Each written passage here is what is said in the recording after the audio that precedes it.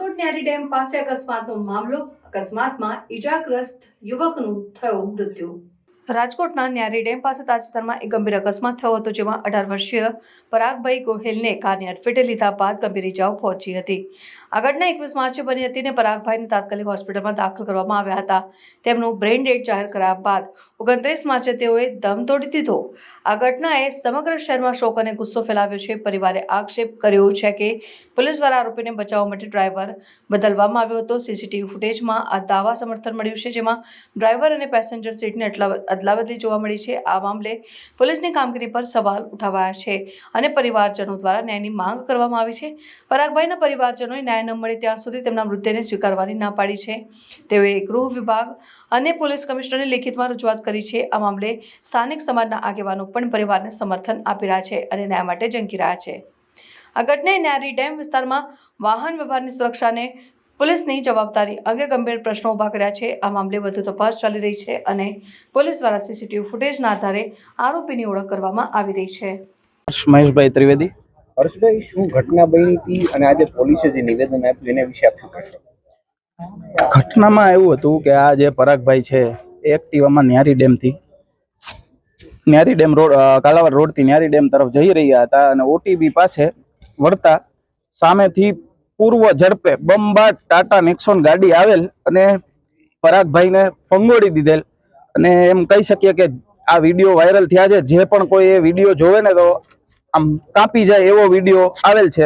અને ત્યારબાદ ગાડી આગળ જઈને ઊભી રહેલ અને ઊભી રહ્યા બાદ એક હાઈટ વાળો ડ્રાઈવર છોકરા સરખો હાઈટ વાળો ડ્રાઈવર અને બાજુમાંથી એક છે જાડા સરખો છોકરો ઉતરો અને એ લોકોએ તરત જ ફેરવી અને પાછળથી જે એક આધેડ ઉંમરનો વ્યક્તિ હતો એ આગળ ડ્રાઈવર સીટ ઉપર આવી અને ત્યારબાદ અચાનકથી આમ ફટાફટ ફેરવી અને પછી એ લોકો એવું દર્શાવવા માંગે છે કે ડ્રાઈવર આ પ્રવીણસિંહ હતો.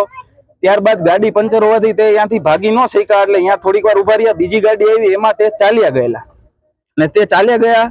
તે દરમિયાન જે મૂળ ફરિયાદી છે ક્રિશભાઈ મેરને આ પરાગભાઈને ફોન કરતા પરાગભાઈનો ફોન અન્ય વ્યક્તિએ ઉપાડેલ અને ઈ ફોન ઉપાડ્યા બાદ એમને કહેવામાં આવેલ કે પરાગભાઈનું એક્સિડન્ટ થયેલ છે.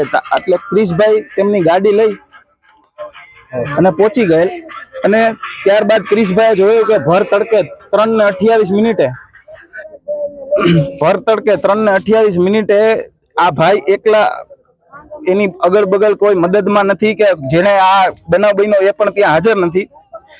આ ભાઈ બેભાન હાલતમાં એમને ગાડીમાં નાખ્યા બાદ એમને સિવિલે લઈ આવ્યા. સિવિલે સિરિયસ હોવા સારવાર ઓલું કરતા વોકાડે ગયેલા અને વોકાડે સારવાર ચાલુ કરાવેલી.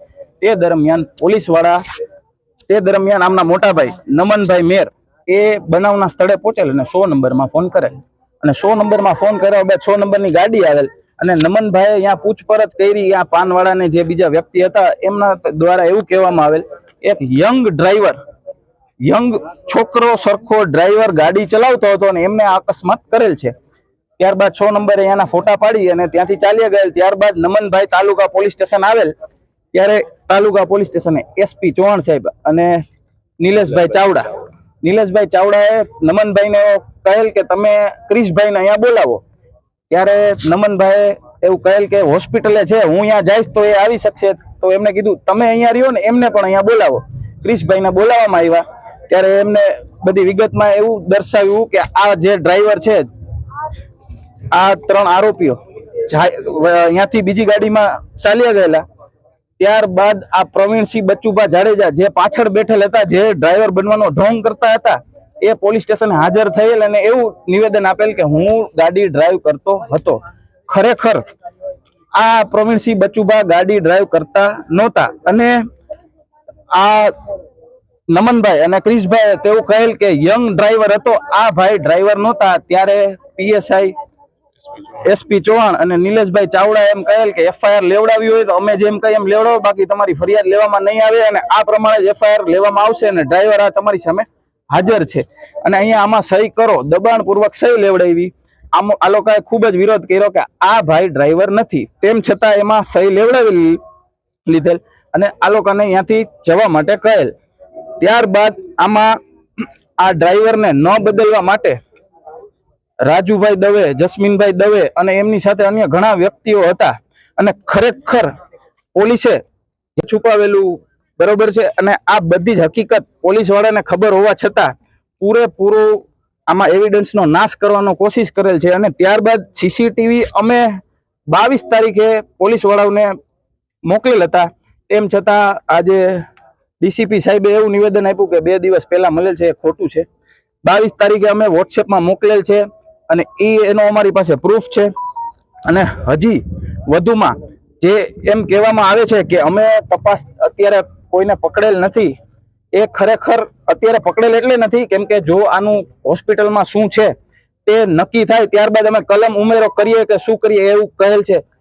ખરેખર કલમ ઉમેરો જ્યારે તપાસ દરમિયાન ગમે તે સમયે ખુલી શકે, એના માટે આ અટકાવવાની જરૂર નથી. અને પ્લસમાં ડ્રાઈવર બદલાવી અને સૌથી મોટો ગુનો કરેલ છે. અને એક અમીર બાપના નબીરાને બચાવવા માટે અને એક ગરીબ જે છોકરો છે કે જે 18 વર્ષનો કે જેને બાપ નથી એને ન્યાય ન મળે, અને પોતાના દીકરા ને બીજાના દીકરા કાંઈ નહીં, પોતાના દીકરા માટે બધી મહેનત અને બીજાના દીકરા માટે કશું નહીં કરવાનું. અને આ ટોટલી ન્યાય વ્યવસ્થાનું હું એમ કહું છું કે આ બહુ દુઃખની વાત છે કે આવી રીતે ન્યાય માંગવો પડે છે. કેમ કે ડ્રાઈવર બદલી નાખવું એ બહુ મોટી વાત કહેવાય. અને પ્લસમાં એક માણસ આજે ગુજરી ગયેલ છે એના માટે કોઈ સહાનુભૂતિ દર્શાવેલ નથી, અને ત્યારબાદ એ ડ્રાઈવર રાખવા માટે દબાણ કરેલ છે અને એવું કહેલ છે કે તમારે ક્લેમ થી મતલબ છે ને, ડ્રાઈવર ગમે તે હોય.